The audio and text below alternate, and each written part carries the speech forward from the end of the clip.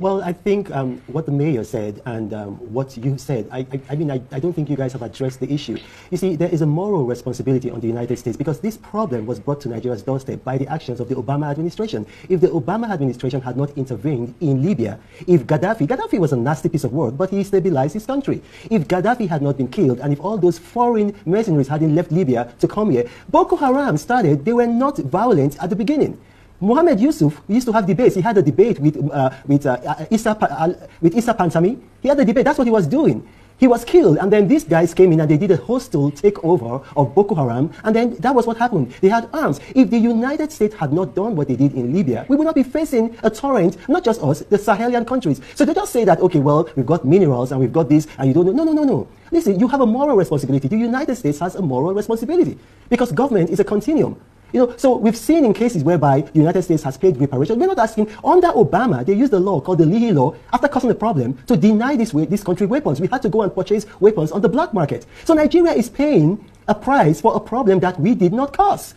So, like this wonder shall never end. Yes, so concerning this Christian genocide, we are going on. So we know see many people that they concern the issue. You understand? So. Reno Omokri, he went to arrest TV, you understand? So, because of this same issue, he said that America, they see that they involved, you understand? You see that they involved for the terrorists where they happen for Nigeria, you understand? See that they involved. Well, he talked about this for this interview. Well, I want to watch him because I still listening. After watching the whole conversation, I agree I want to figure out well. Friends with Senator Ted Cruz and Gregory Abbott, and also an associate with President Trump. And I invited him over to Nigeria for fact-finding. Not just him, I invited also a filmmaker. I wanted them to see for themselves because Senator Ted Cruz, a lot of people in Nigeria think he doesn't mean well, but I think he means well. But the thing is, he doesn't have the right information. He's never been to Nigeria. And Congressman Moore hasn't been to Nigeria. So I invited these two gentlemen here. And before they came, they briefed Senator Ted Cruz and Congressman Chip Roy. And they're here. Now, they've met with the leaders of the Christian Association of Nigeria. They've just met with the chairman. They've also met with the leaders of the JNI, that's the Jamaatul Nasrul Islam. For those who don't speak Arabic, that's just the Society for the Support of Islam. So they've met with them. They've been to IDP camps. They've seen the situation there. This whole idea of a Christian genocide in Nigeria is ludicrous. Yes, there are killings of Christians in Nigeria, and anybody who denies that will be, frankly, a dishonest person. But then, there are also killings going on in the Muslim arena. I mean, I hate to say this, but only recently we had killings at a mosque in Katsina. We had killings at another mosque in Zamfara. And if you have these terrorists go to a state like Benue and they hit people there, obviously, most of the victims will be Christian. Why? Because Benue is a Christian-dominated state. If they hit in Zamfara, most of the victims will be Muslims. So there's no Christian genocide, and to prove it, I've invited these gentlemen for fact-finding. Right, okay, well, thank you very much indeed. And thank you, Mayor Mike Arnold, for joining us. Let me start with you. I mean, how long have you been in Nigeria? This is my 16th time to be in Nigeria since 2010. I've been all over the country. But on this particular trip? I just got here. And this is a fact-finding mission. Yes. What scope is it going to have? I am meeting with a number of leaders and asking tough questions to start. Right. But, I mean, obviously there are places where these alleged genocidal activities are said to be taking place. Are you going to be venturing into I have been to Jos, I've been to Bokos. Right. I've had a team that's been to Gwoza just very recently. And I've been all over the south and central part of the country. And I build schools and run schools in IDP camps. We have 2 schools up and running and a third one under construction. We teach 550 students full-time education. And that's here in the FCT. Right. Okay, well, welcome to Nigeria. And again, and let me turn to you, Jeff Gibbs. Sorry, you appear to be marooned in our sort of off-site studio there, but we can see you and you're certainly part of this conversation, and thank you very much indeed for joining us. You are a filmmaker as well as a Republican. Tell us what your role is going to be in this fact-finding mission. Well, I'm not sure who mentioned to you any political affiliation I may have at home, but I am a filmmaker. I can attest to that. Okay, so what are you going to be doing on this mission in Nigeria? Well, it's a very brief mission on this trip. I'm just here in support of the mayor and his fact-finding mission. This is my 6th time in Nigeria in about 4 years or so. I have had time in the camps. I'm not the person to really speak on many of the facts or the details regarding all of the situation and the issues facing Nigeria, but what I can say is that I've spent time in the camps and that I've met and made friends with these children. And these are people from, in one camp we have predominantly Christian students in our school, and in another camp we have predominantly Muslim students. And what I can say unites them, what what I can say is that seeing into their eyes, the hope and light that's in their eyes, they shine with love. And as a filmmaker, that's what I've been responding to. You're going to be making any films while you're here? I'm sorry, could you repeat the question? Are you going to be filming what you're sort of doing here? If I can have time to pull out my phone and it's notable to film, then that's part of my job, yes, sir. Right, okay, let me come back to you, Reno, because I mean, let's be honest, and we appreciate the fact that you brought them down to sort of try and gather facts and take it back to sort of the United States. But I mean, what the problem appears to be, from one point of view, is that this country has in fact been invaded by a lot of jihadi terror groups. I mean, not some of them, coming from across the Sahel and all the rest of them, who have their own agendas that they're trying to pursue, some of which might include eliminating non-Muslim groups. I mean, but the point, of course, is that that's not official government policy, is it? Well, it's not even that. These guys, they have an agenda against secularity. You've got to understand that. Their agenda is against secularity. Nigeria is a secular nation, and they are against secularity. And in keeping with that agenda, they will attack Muslim groups and Christian groups who are in support of that secularity of Nigeria. So if you, I mean, you got to go down memory lane. How did this start? This started in 2011 when the Obama administration intervened in Libya. And Gaddafi had a legionnaire army. For those who don't understand, that's a mercenary army, a foreign army. Even in this country, some activists that I don't want to name were trained in Libya. You know, Charles Taylor was trained in Libya, Fode Sanko in Libya. And so when he fell, these individuals, they left Libya and then they came to the Sahel. They had money, they had training, they had skills. And so they came here, and it's not just in Nigeria. People seem to just pick on Nigeria, but throughout the Sahel, they came and they've been causing mayhem. So they led to the toppling of democratic governments from Burkina Faso to Mali and Niger. And they're trying to do the same thing here. So this is a fight against secularity. It's not a Christian genocide, and it's nothing to do with moderate Islam. So what I mean, what are you telling them about, I mean, where are you taking them across Nigeria, and what are you telling them to do with what they get? They're going to go back to Texas and sort of take the facts they've gathered back to Ted Cruz? Senator Ted Cruz was briefed before they embarked on this trip, and the mayor can speak for himself, and not just Right. Senator Ted Cruz, other persons. We're having a press conference tomorrow, 4 p.m., right here at the Hilton, and the international community, the world press are going to be there, Reuters, Bloomberg, and a couple of other people are going to be there. I suppose that Arise will also be there. Now, the thing is, they are here on a fact-finding mission, so I cannot put actions into their hands. Yes, of or course. put words into their mouth. So if they tell me they want to see this, they want to go here, that's the basic idea of a fact-finding mission. Already, they've met with the chairman of the Christian Association of Nigeria, they've met with the Secretary General of JNI, and they're going to meet with more people. So they go where they want to go, and at the end of the day, they're going to take the facts, present them to the policymakers in the United States, and this idea about making Nigeria a country of particular concern must die. Because if you do that, you're enabling the terrorists, and you're punishing ordinary Nigerians, Christians and Muslims, the very people that Senator Ted Cruz says he wants to help.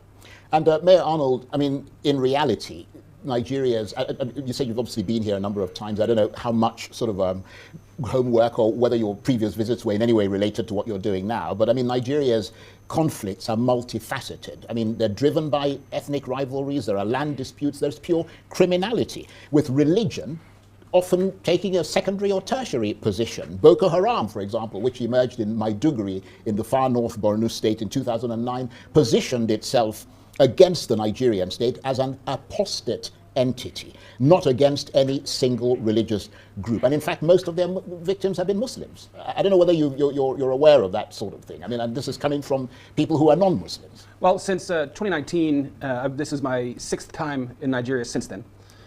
It's been entirely focused on understanding and telling the story of the internally displaced.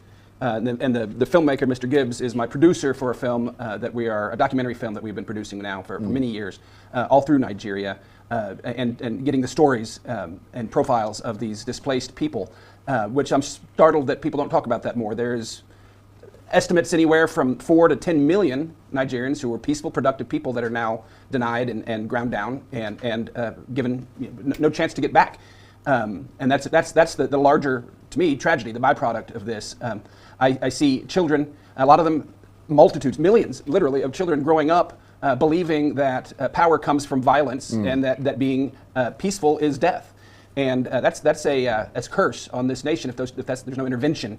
Our schools, we have so many testimonials. The kids show up wanting to get guns and go back and kill, and they get an education, they want to go back and rebuild. That's how this is ultimately fixed. When the internally displaced are recognized and restored, it'll be the foundation of a great nation. Until then, I fear for this nation. Right, and I think a lot of people would share that fear. But I mean, have you been sort of in communication with? Because I mean, one of the reasons why, obviously the Nigerian government has a responsibility to its own people, but one of the reasons why they're going through a very difficult time now is the cutting of support from the United States of America, which used to provide for some of those displaced people, and lots of them in the far north and across many other parts of Nigeria. So, I mean, it's put this country in a very difficult situation as a result of the cutting of those funds. I wonder what your thoughts are. I don't understand why a nation that's as mineral rich and That's growing as Nigeria has to go and beg from Uncle Sam for help serving their own people.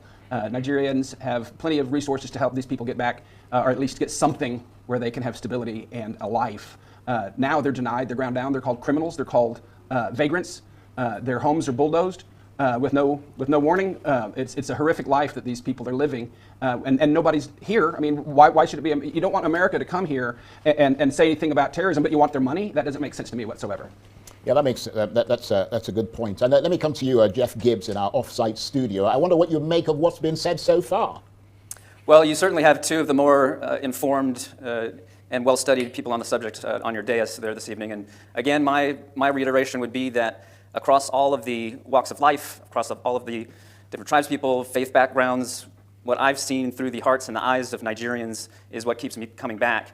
And these schools that we serve for these children, for the IDPs who ask for nothing except to educate their children, to give them hope and a way out, is, for me, in my opinion, I would like to see these camps eradicated. I would like to see them put out of business. We do need to serve these children and these IDPs, but they need to be restored, and that's what I would like to make out of this. Well, why do you think they're not being served? I mean, why do you think they appear to be ignored? It's a very good question, and based on the discussions that I've been tangential to, I don't have a good answer for you on that. I would have to defer to Mike. Well, let me defer to Reno Omokri, who's got an ear to the ground and who is, of course, Nigerian. What are your thoughts on that? Well, I think what the mayor said and what you said, I mean, I don't think you guys have addressed the issue. You see, there is a moral responsibility on the United States because this problem was brought to Nigeria's doorstep by the actions of the Obama administration. If the Obama administration had not intervened in Libya, if Gaddafi was a nasty piece of work, but he stabilized his country. If Gaddafi had not been killed and if all those foreign mercenaries hadn't left Libya to come here, Boko Haram started, they were not violent at the beginning. Mohammed Yusuf used to have debates. He had a debate with Issa Pantami. He had a debate. That's what he was doing. He was killed, and then these guys came in and they did a hostile takeover of Boko Haram, and then that was what happened. They had arms. If the United States had not done what they did in Libya, we would not be facing a torrent, not just us, the Sahelian countries. So they just say that, okay, well, we've got minerals and we've got this, and you don't know. No. Listen, you have a moral responsibility. The United States has a moral responsibility because government is a continuum. You know, so we've seen in cases whereby the United States has paid reparation. We're not asking, under Obama, they used the law called the Leahy Law after causing a problem to deny this country weapons. We had to go and purchase weapons on the black market. So Nigeria is paying a price for a problem that we did not cause. So, I mean, I don't want people to just come here and just say, oh, look, our president did say, I think this was about 2 months ago, that, look, I don't need President Trump because I have met my revenue target. We're doing the best that we can as a country. We're fighting corruption. We're growing our economy. Our economy has grown. I mean, we've added $67 billion to our economy in 2 years. The last quarter, it grew by 4.3%. Our economy is growing faster than our population. But this problem was caused by the actions of the Obama administration. Thank God for a good man like President Trump that lifted the objections of the Leahy Law and began selling weapons to us, like, for example, the Toscano jets. But the United States caused this problem, and they need to help us fix it. I wonder what your reaction is to that, Mayor Arnold. I mean, the suggestion is that part of the problem in this country was sort of initiated, if you like, certainly enabled by the United States and its policies in Libya. It was not just policies in Libya, but the policies here. Barack Obama, his Arab Spring foreign policy, I believe he endeavored to do a takeover or facilitate one here in Nigeria.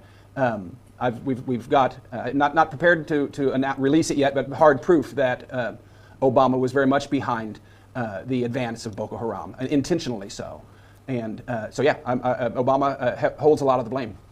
No doubt about it. So, I mean, I guess the million-dollar question is, how do we change the narrative in America? Let me come to you, Jeff. You're a filmmaker. That is a powerful way of getting emotively through to the American people. It is, yes. Filmmaking is an extremely powerful platform. It involves all of the senses, and it's part of my intention and part of our goal is to bring awareness to this situation. It's not my job to agree with certain facts or disagree with others. That's not my place. So this film, it's meant to bring awareness. This is an excellent time for it. The world is, we're just starting now, Mike and I have been at this for years, trying to tell people about it, and it's just breaking now kind of on our shores, and the attention is there for it, and I would like the truth to be heard, and I would like to see hate fought with love. Okay, and Reno, let me just get you to summarize what has happened today, and the most important thing, I suppose, how do we change the narrative in America? Well, what has happened today is that these fact finders have come and they've met with the leadership of CAN. They've also met with the leadership of JNI, which is the apex Muslim or the Islamic body. And for one, they've agreed that there's no Christian genocide. Mayor, am I right? I'm fact-finding, Reno. I don't know the legal definition of that term, and I think it'd be premature, and I've diminished my credibility. I think I've diminished my credibility if I made a declaration before the fact-finding. I mean, you've literally got to Nigeria, so you need time to sort of do your homework. I know that there are victims on both sides. Okay, excellent. So that's the thing. So we've been able to establish that there are victims on both sides and that these individuals are terrorists. And the point of it all is that by the end of the fact-finding mission, when